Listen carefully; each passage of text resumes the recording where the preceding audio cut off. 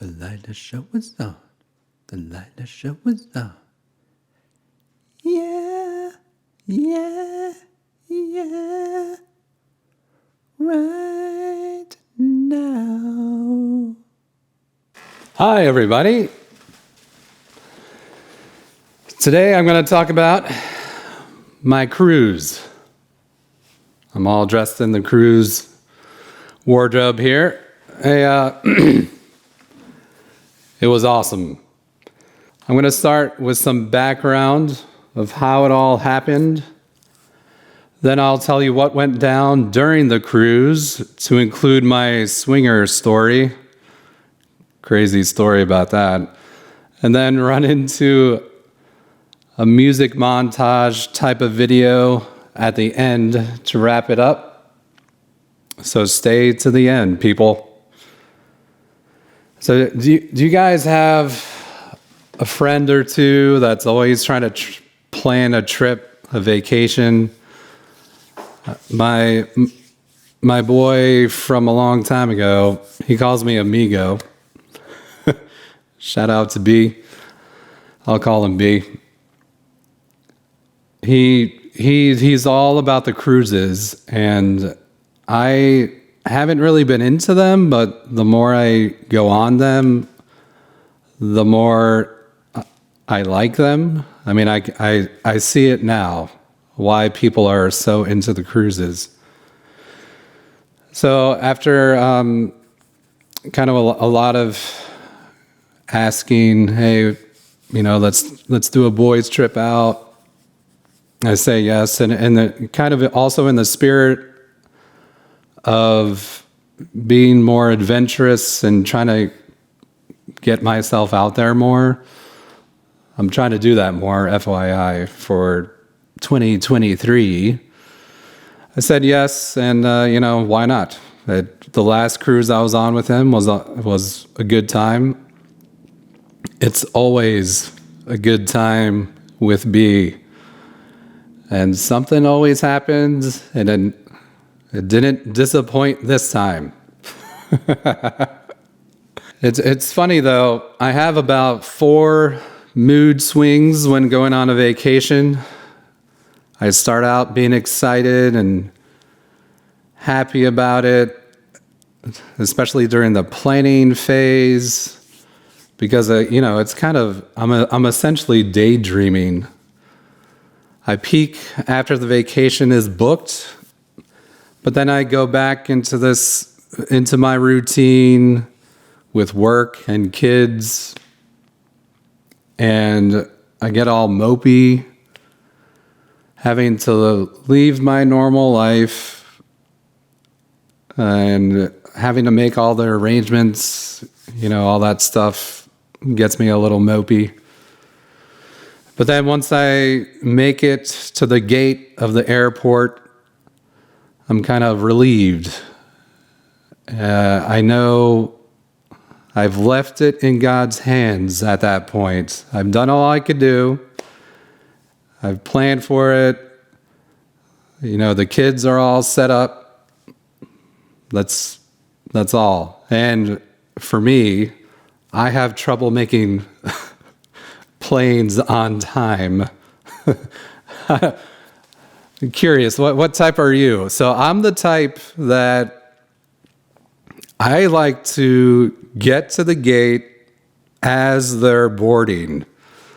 Otherwise, I kind of feel like I came here too early. But there's a fine line, right, between getting there as they're boarding and just missing the flight. I've missed about 3 flights in my lifetime. Oddly enough, I missed the first work trip. I missed the flight for my first work trip in my career. So luckily, back then, there wasn't a charge to switch up flights. But anyway, I digress. So for me, I'm relieved when I'm at the gate and I know everything's set up and I'm going to make my flight. Then finally, I get all giddy and I rally because once I've reached my destination, I'm all pumped up, and it's go time. Let's go. So we booked a 6-night cruise on Royal Caribbean that went to 3 stops.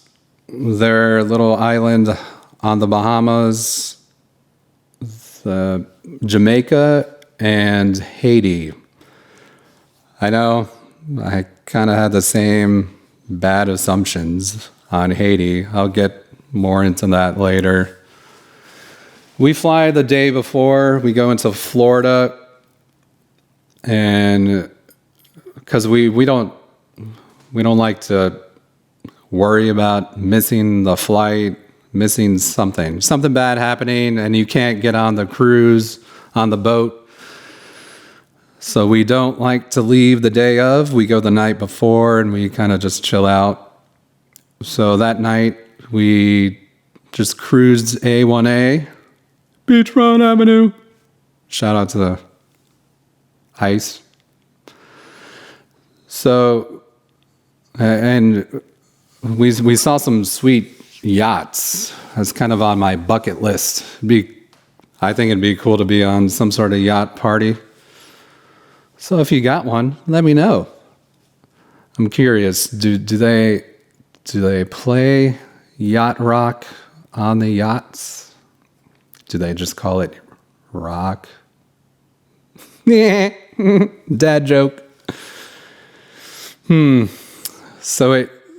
the next day we get on the boat.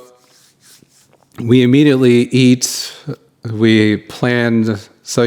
For some of these restaurants, you have to make reservations. That was the day that was open. We kind of hosed up the planning a little bit. So that was the day that was open to eat at their Italian restaurant. And so we ate there the first night. Okay, it was okay food. And then we check out our room and we pick up our bags, all that kind of stuff. So my friend upgraded us, and we had this sweet ass room. It had a hallway, and we just happened to notice this little plate in a circle and a button.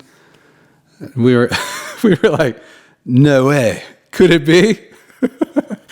And sure enough, ding, ding. The room had a doorbell. Now, we're both like, holy crap, oh yeah. I've never had a room with either a hallway or especially a doorbell. So that was pretty cool. We liked that. So later that night, we eat at kind of the main dining restaurant, and it was I thought it was weird at first because I noticed that there's a line out there, and we just got seated right away, and we're on the end of this long table, and the guy, the waiter, he kept on bringing up, hey, well, at first he was like, hey, I don't see you on my sheet or whatever it was. I don't think you were supposed to be here. I'm doing some ambiguous accent here. And we're just like, I don't know what to tell you, bro. We're just going to order and get our food, right? He's like, yeah, okay. He brought it up at least 3 more times. And we're like, what is your problem, man? Oh, my God. So, okay. But But then after that, we went to a piano bar, and we like the piano bars. So for those that don't know, it's just a piano. They line the outside of the piano with chairs. There's usually a tip jar where, generally speaking, the people that make tips get their requests played, I'll say, easier and or more frequently than people that just sit around and don't tip. Then our piano player, our pianist, was a guy named James from England. And so me and my buddy are requesting songs and singing. And this is one of those situations where, you know, how you kind of think you sound good, but then you look at the video the next day and you're just a bunch of drunken idiots. And sure enough, I look at the video. Loneliness is killing me, and I must confess that I still believe. Now when I lose my mind, give me a sign. Say, hit me, baby. I'm like, oh God, poor James. I feel for James. He must deal with that all the time.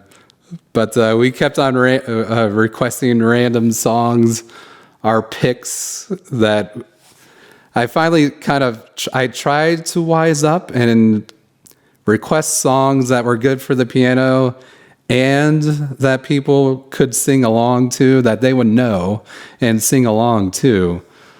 So I picked up on that vibe because people would request random songs that he wouldn't know or he knew, but just kind of ignored it because, you know, I don't think people would have either known or sang along. Now, that first night at the piano bar, that was our first time meeting gay Tom. So Tom was a freaking character. He was hilarious, unabashedly gay, as he should be, right? Not that there's anything wrong with it. And everyone had a good time around Tom. Tom was awesome. All the women especially loved him. The white women there were like, "Oh my God, he is so funny. We should exchange information. I want to hang out with him." And then the black women were like, "Oh, hey now. Okay. I like him." So everybody, all colors, liked Tom. He was great. And he knew how to dance. It was great. Yeah, great guy. He was a close talker, a very close talker, and not very much of a coincidence, but he talked closer the more he drank. I have to move. Oh, I didn't know. I thought you wanted You never have to move. Listen, you just talk. Are you rolling, Claire? Yes, I am. Oh my God. Come back here. Okay. This camera's sweaty, but okay.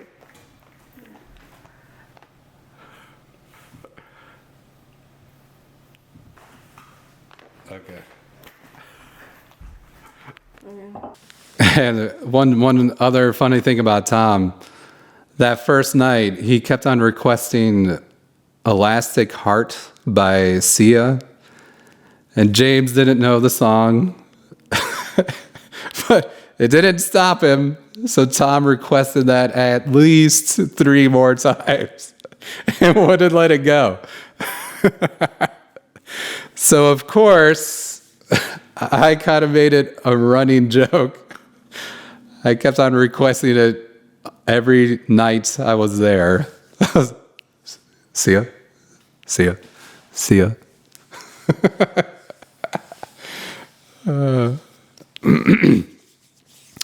Then after the piano bar, so the piano bar ended around midnight. And at that time, there's really nothing else going on except this music hall that transforms into basically a dance club or discotheque. For those that understand that word better. Right away, I'm not a fan of the DJ.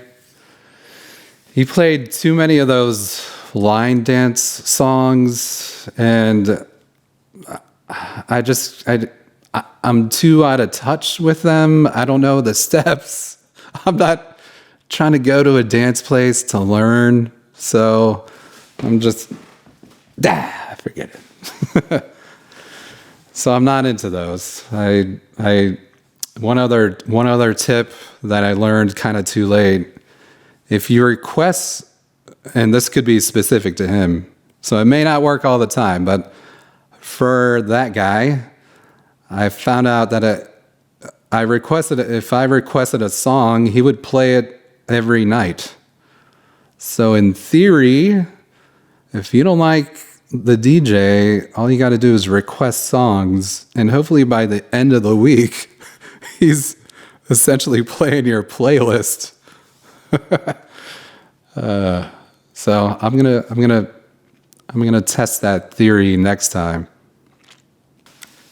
And so while at the dance club, I meet this. I see this older woman, dark hair, just nice looking, and we start dancing together, and kind of hit it off right from the get-go, and have like a mini conversation. I say mini conversation because it's so freaking hard to have a conversation on the dance floor. It's like, hello, hey, what's your name? What? What's your name? Where are you from? Yeah, so we shut the place down at the dance club. We're there to the end. And my my boy B, he's one of those, no, I don't want to go dancing. Blah, blah, blah. Of course. He lives it up on the dance floor once he's there and has a few in him. He never really brought that up again. He was all about the dance place after that first night. So the next day we stay on the boat because the boat docks at their Bahamas island. I'm not really into that place. I've been there, done that. It's kind of touristy and kind of fake. So I'm not that into the touristy places, but so and I like having I kind of have the whole boat to myself, and so I like to explore. That night, we check out this fancy restaurant that's only open to people that have upgraded rooms or have a certain point level or something or other. However they do it. And it was probably the best food I've had in my life. Oh my God, it was so good, and I miss it so much. And we kind of decided right then, hey, why bother trying to find a better restaurant? Nobody can top this. And so from that point on, we just ate there. No messing around. Kind of the demographic of that restaurant, older people, they look like high rollers. And we were, I'm pretty sure we were the youngest people in there. But so after that second night, I kind of had my routine down. I would do brunch somewhere random, pick a place, just get food in me, and then eat at the fancy restaurant for dinner, the piano bar, and then the nightclub at midnight. But that's kind of the standard routine there. Within the routine, throughout the week, we spliced in. My friend had signed up for this casino slot game, and that's where we met two women from Pittsburgh. They were cool, so shout out to PA. And we met this accountant, older lady, real cool, had the New York accent. She was just like, the word spread too. It was like amongst the people there, it was like, that woman's pretty cool. She's cool. I like her. If she were younger, and the guys were like, if she were younger, she's awesome. We also did a bar crawl, and we met a lot of Buffalo Bills fans. My friend is a Bills fan, so it was all good. This woman had a huge buffalo tattooed on her chest. Shout out to her. That's dedication right there. We saw this old school crooner who played, classic, hey, but da da da, yeah. That type. He was just like classic, man. I enjoyed him. We all did. He was great. He told this story about some jazz band member who just recently passed away, and he was like trying to hold his tears back. He did one of those. But then he went right into it. This goes out to old Johnny. Hit it, boys. Da da da da da da da da da da. Yeah.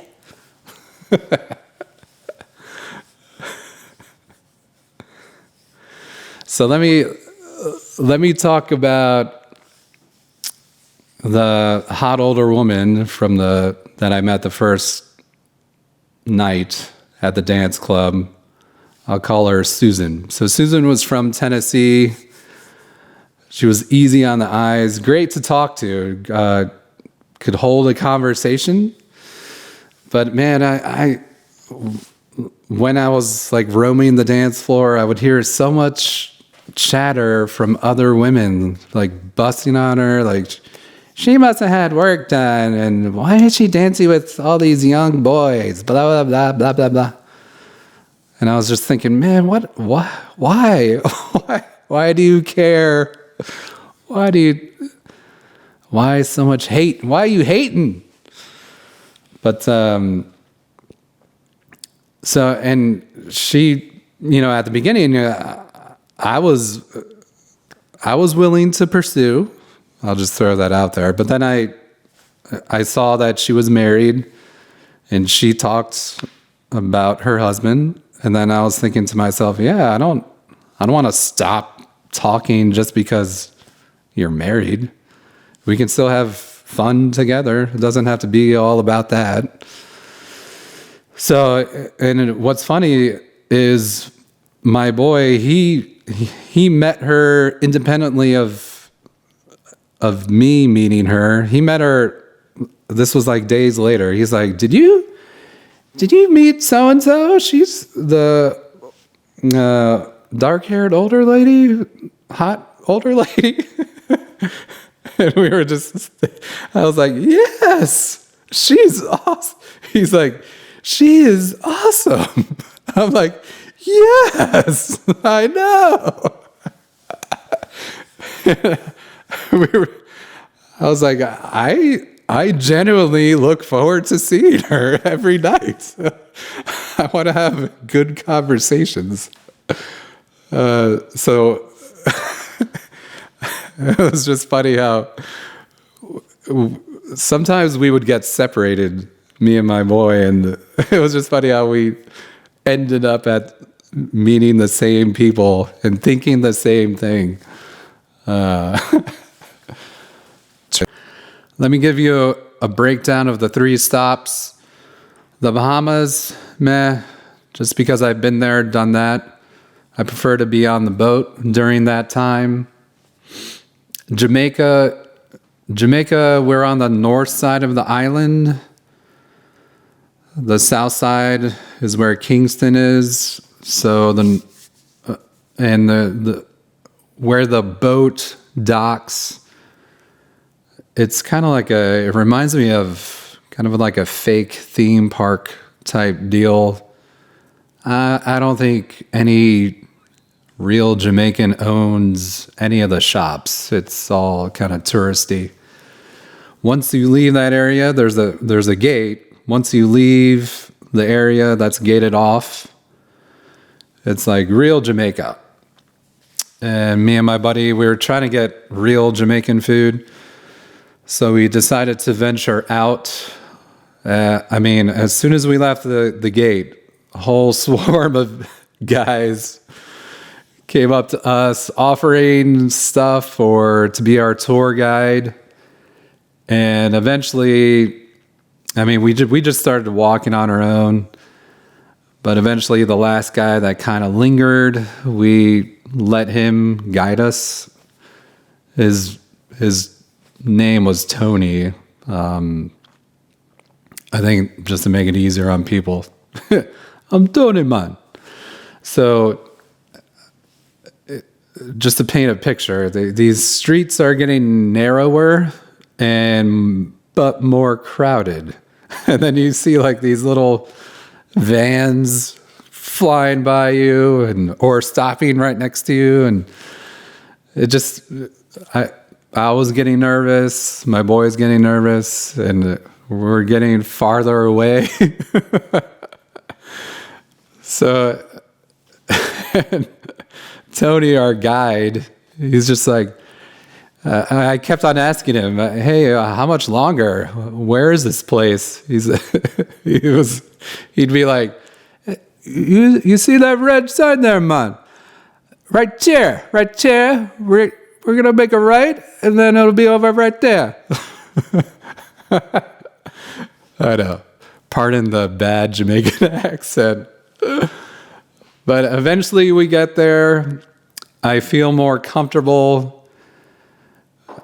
knowing that there's other tourists at the place we're eating. So that was comforting. Of course, in true Jamaican fashion, Tony's digging in his pocket, pulls out some stuff. He rolls a joint right there. Didn't offer it to us, just FYI. So don't come after me. But Tony was cool, yeah. He let us back, all good. Good hospitality. I think there's some misconceptions about how dangerous it really is. I don't know, but all good. I wouldn't probably spend more time in Jamaica, but who knows? Now, the third stop, Haiti. Haiti was a hidden gem. Again, on the north side of the island, probably, I don't know what the hell kind of arrangement the company has, but it was like a private beach area just for the cruisers to be on. And it was awesome. Haiti was great. It's my type of topography. It's where the mountains kind of rolled right into the ocean. Great water. Good time. Yeah, Haiti. I would do Haiti again. I'd probably do more excursions on Haiti. All right. So, finally, the swinger story for those that were waiting for it.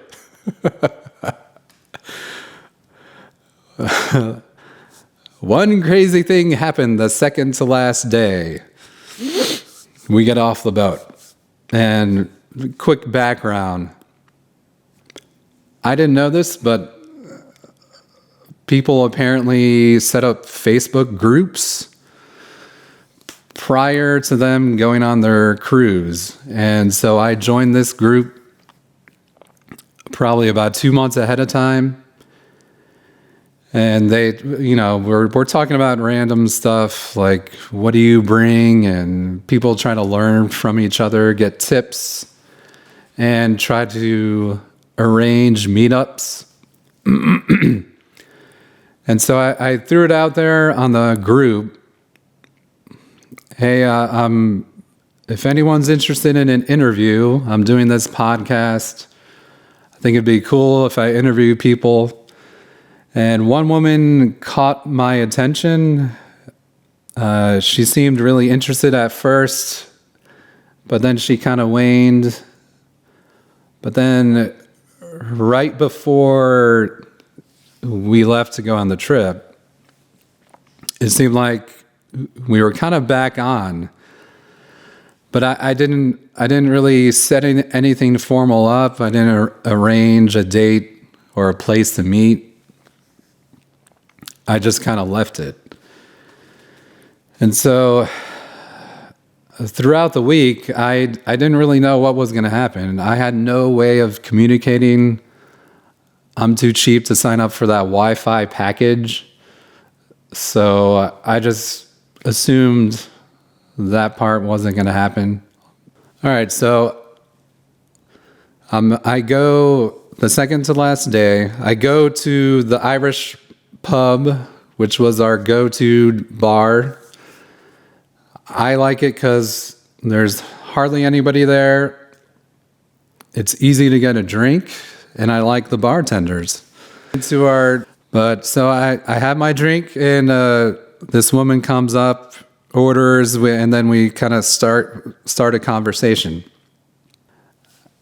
We're talking about our family life, all kinds of things, and then I slowly begin to realize, I'm like, are you Kelly? I think I'm supposed to interview you.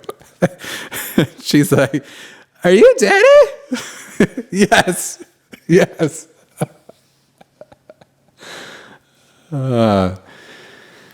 Anyway, so I began telling her what I was planning on doing with her for the podcast, but the stuff we were already talking about was way more interesting because she somehow lets it out that she's in an open relationship. I've never met one of you in real life. And so you really exist. Of course, I want to explore that. Let's talk about that. And so she talks about how she didn't really want to be stuck, or she just wanted to be open and free to love other people, male or female, in addition to whoever she's with. And so the husband that she's with now, they met when they were young. she told me that she told him early on about this kind of theory or this approach to love that she wanted to have. And he said he was okay with it. But looking back, she thinks he probably never really was okay with it. And so I kind of give her my 2 cents. But I have no issue with it, no judgments. It's just a personal preference. I don't see how I can share somebody I love, but who knows? We continue to bond. She lost someone close to her, and so I could relate to that. So we're talking, and then all of a sudden, I feel this hand. She starts holding my hand.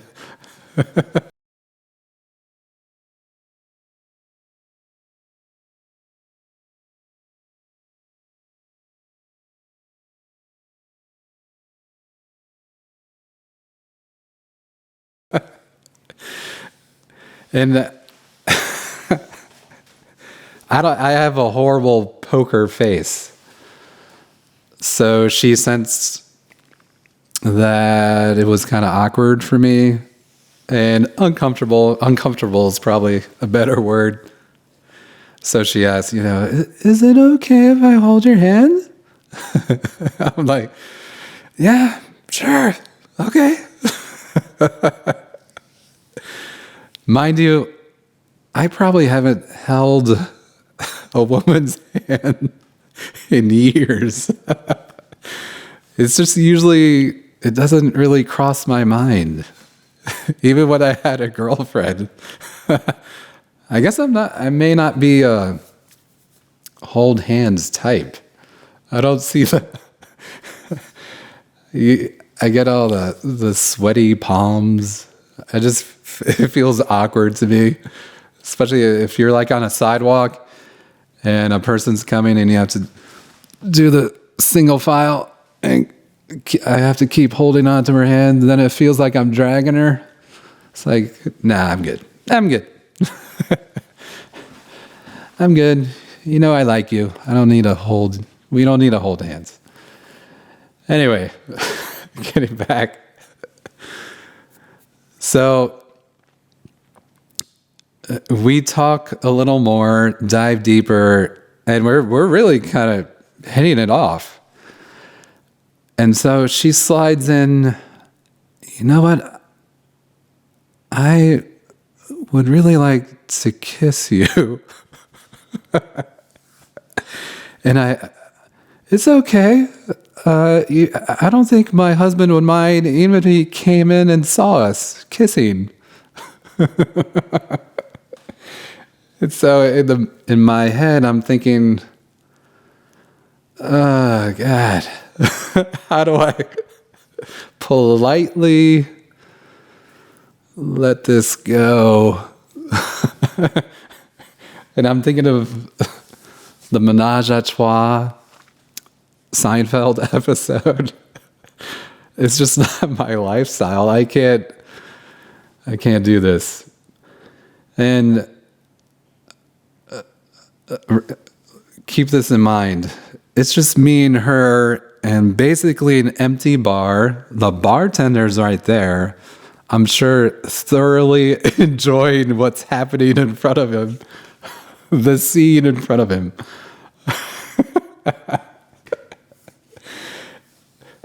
That's another thing. So the bartender's right there. Have you ever seen yourself making out?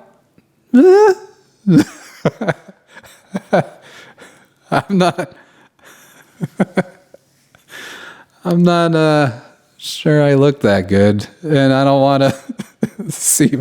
I'm not sure I want to see myself, but I'm just not. I'm uncomfortable making out in front of a sober person right there. So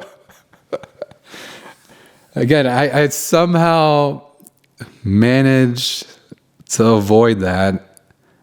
And just as we're kind of getting past that, her husband walks in the bar with the baby is right here.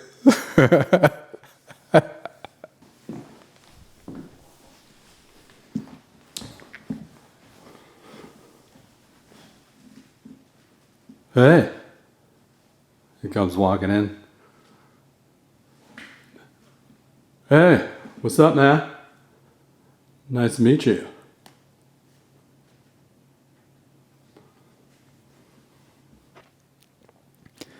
And so I'm just like, holy crap! Thank God, thank God, thank God we weren't making out. Because it turns out he looks like he would have been pissed.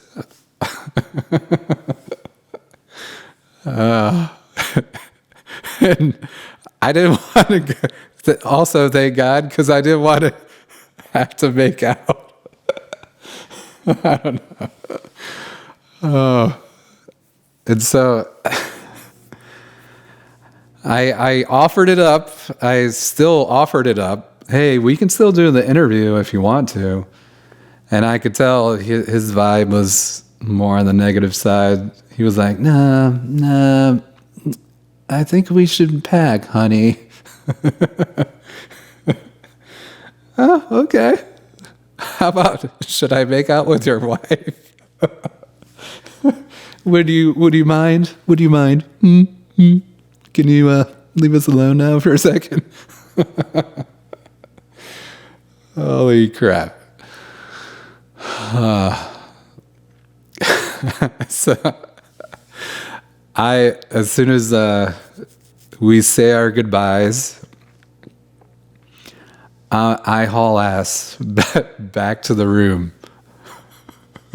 I open, the door flies open. I'm like, holy crap, dude. You'll never guess what happened. A swinger propositioned me. He's like, what? Really? No. I'm like, yes. This really happened. Her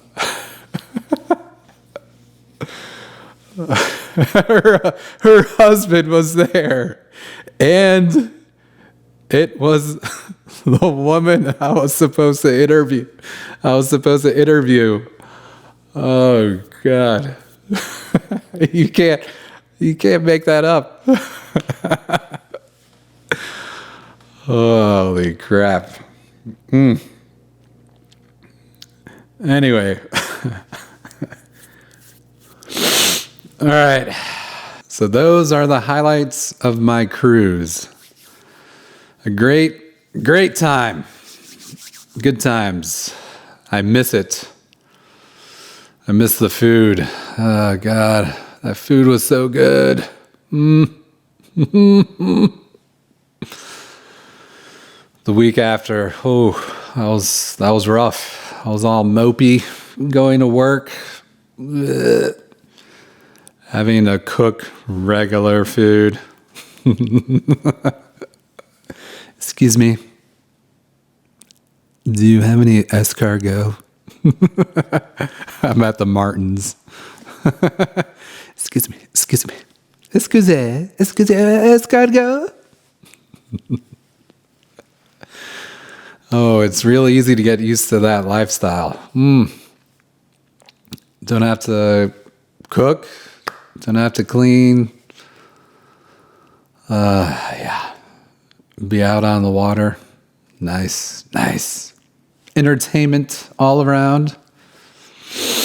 Drink and eat whenever you want. One thing though, yes, I did end up getting COVID.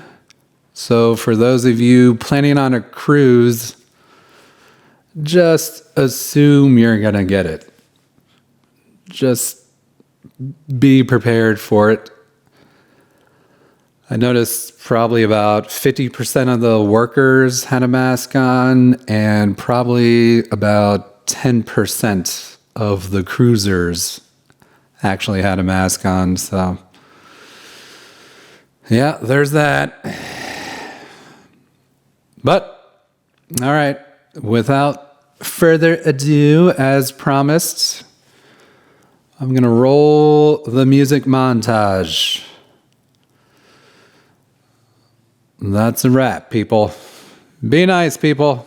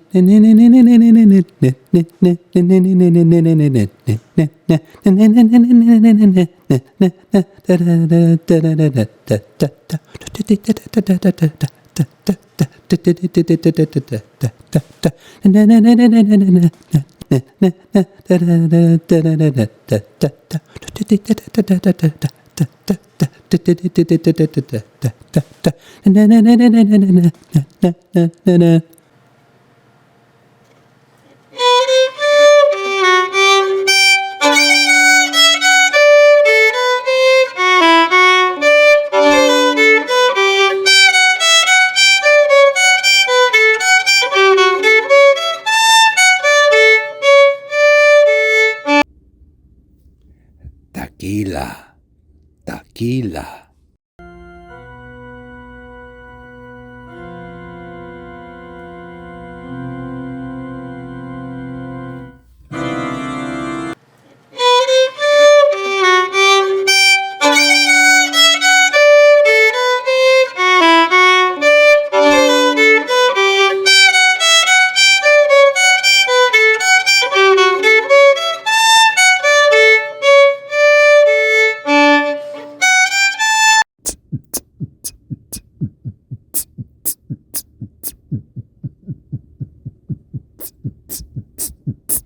Yeah.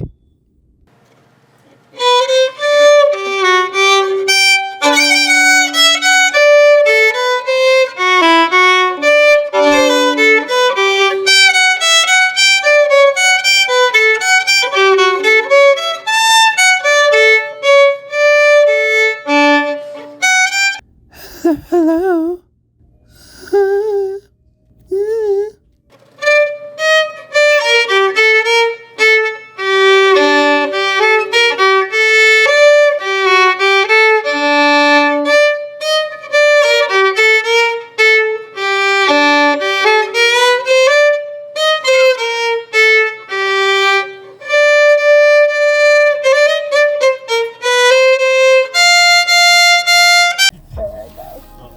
Done there. Done there. A shot ball.